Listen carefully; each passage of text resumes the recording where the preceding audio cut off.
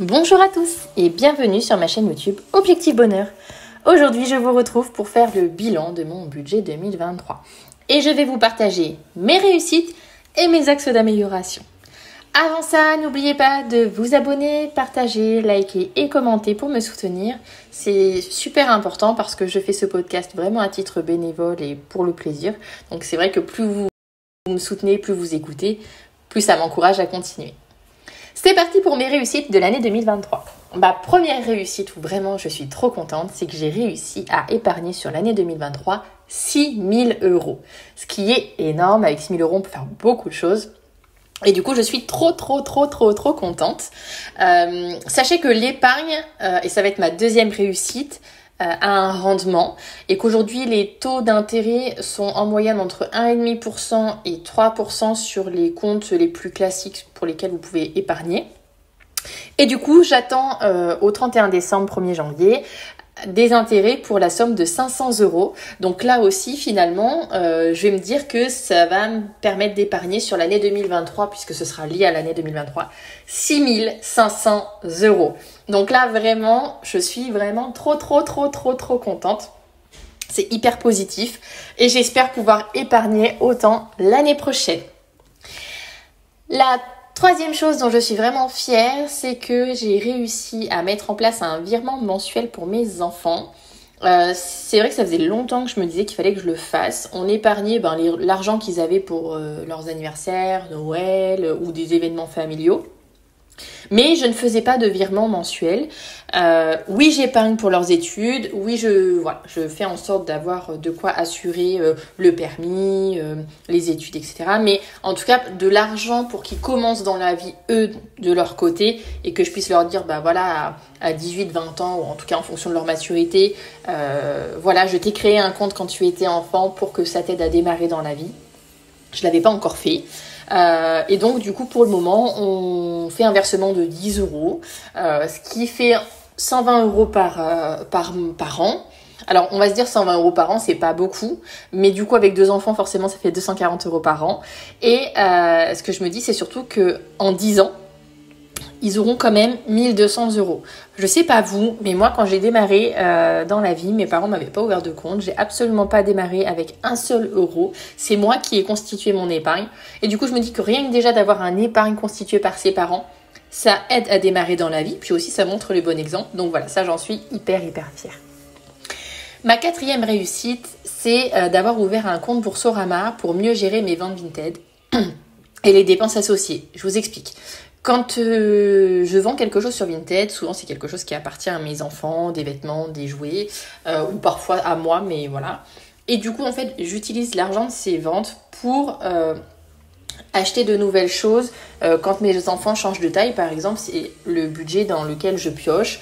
Si moi, je sais pas, j'ai besoin de quelque chose, je sais pas, d'un manteau parce que j'avais plus de manteau parce qu'il est troué, ou enfin voilà, et c'est pareil pour mes enfants. Je pioche là-dedans. Ce qui était compliqué, c'est que si je gardais ma cagnotte sur Vinted, ça me permettait pas d'acheter du neuf quand je ne trouve pas d'occasion. Ou en tout cas, ça me permettait pas non plus de retirer du liquide. Si j'y mettais sur mon compte personnel, en fait, au bout d'un moment, c'est noyé par ça. Et du coup, ça nécessite de tenir une liste de ce que j'ai vendu, de ce que j'achète. Et du coup, je trouve ça aussi pas super pratique. Et retirer en liquide, ça nécessite de gérer des enveloppes. Et pareil, ça veut dire qu'il faut qu'on ait l'enveloppe sur soi. Ou en tout cas, il faut anticiper quand on va acheter quelque chose d'avoir le liquide sur soi. Donc bon, bref, pour toutes ces raisons, j'ai décidé de faire ça.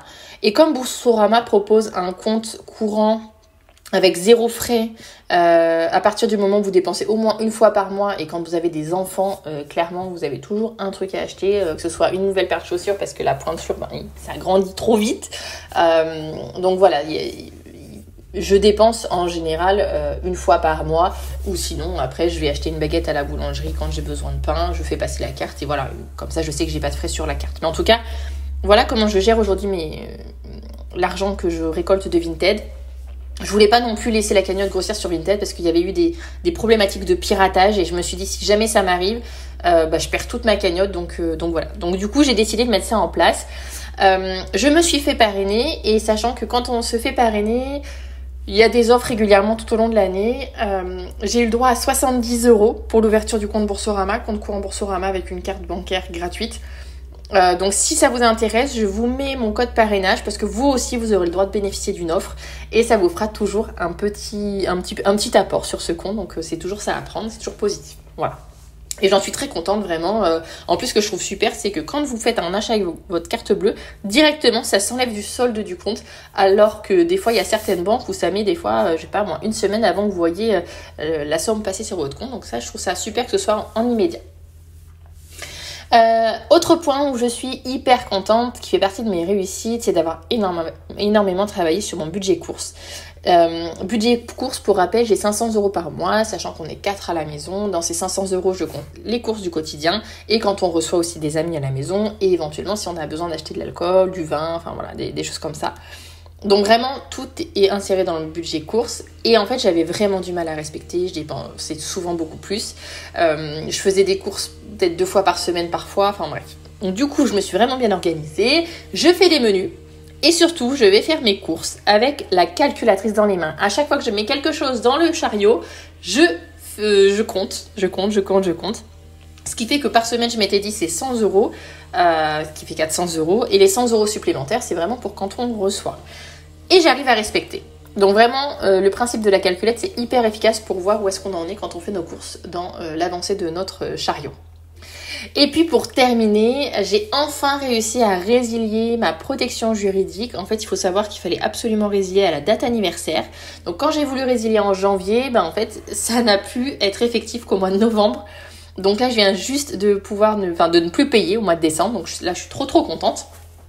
Et du coup, c'est 8,70 € par mois que j'économise, soit 104 € par an. Donc là aussi, super réussite. Je suis vraiment trop contente.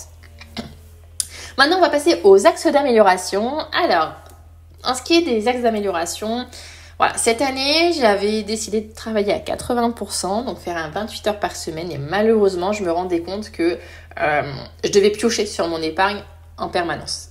Vous voyez, j'ai quand même réussi à épargner 6 000 €. Donc, c'est pas catastrophique.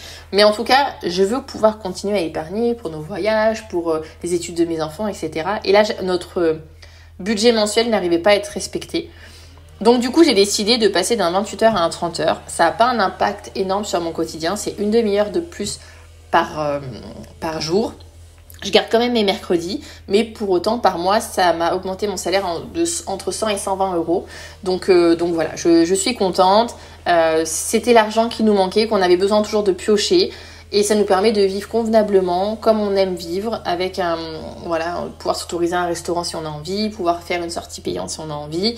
Vous voyez, par exemple, typiquement, pour le mois de décembre à Noël, je n'ai pas eu besoin, jusqu'à présent, mais il n'y a pas de raison, de repiocher. Alors que j'ai dû faire mes cadeaux, comme tout le monde, au mois de novembre aussi. Bref, depuis que j'ai pris cette décision-là, j'ai plus besoin de repiocher. Donc c'est vraiment ce qui me manquait pour réussir à tenir mon budget. Et malheureusement, avec l'inflation, ça devenait difficile de tenir le budget que je m'étais fixé en 2023.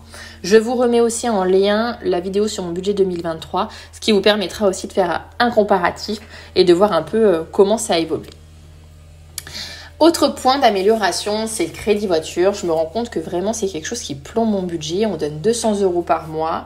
C'est un crédit qu'on avait fait sur 6 ans. Il se termine en septembre 2025. Et vraiment, si c'est 200 € par mois, j'avais pas à les sortir, clairement, ça changerait beaucoup de choses sur notre budget mensuel. Malheureusement, je me suis renseignée pour le solder. Vu qu'il est à 1%, ma banquière m'a dit ça vaut pas le coup, autant laisser votre argent placé. Donc après, j'ai été faire le tour des concessions parce qu'on envisage potentiellement de passer sur une voiture électrique et de voir si le fait de faire reprendre ma voiture et de passer sur l'électrique me permettrait de solder finalement gratuitement ce crédit voiture. Donc à voir. Voilà, je sais pas, je vais travailler dessus sur l'année 2024. On en reparlera sur le budget 2024, mais voilà, c'est quelque chose que j'aurais aimé changer et modifier, quoi. Voilà, après sur les axes d'amélioration, pour l'instant c'est tout ce que j'ai identifié. Je suis quand même globalement satisfaite, c'est vraiment positif de suivre son budget. On voit l'importance que ça a, ça permet de réajuster au fil de l'eau. Et vraiment, si vous ne suivez pas encore votre budget, je vous encourage à le faire parce que C'est ce qui a changé vraiment toute la donne sur l'épargne.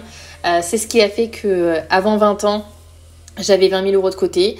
C'est ce qui a fait que ça m'a permis de mettre de l'apport dans ma maison actuelle et de pouvoir négocier plus facilement mon crédit. C'est ce qui me permet aussi d'avoir une sécurité. Aujourd'hui, je sais qu'il peut m'arriver quelque chose, une panne de voiture, une panne d'électroménager, un problème de santé. Je sais que je peux faire face et ça, je peux vous dire que ça enlève vraiment un poids sur la charge mentale. Donc voilà, vraiment n'hésitez pas si vous avez besoin de conseils, si vous avez des questions, à les poser en commentaire.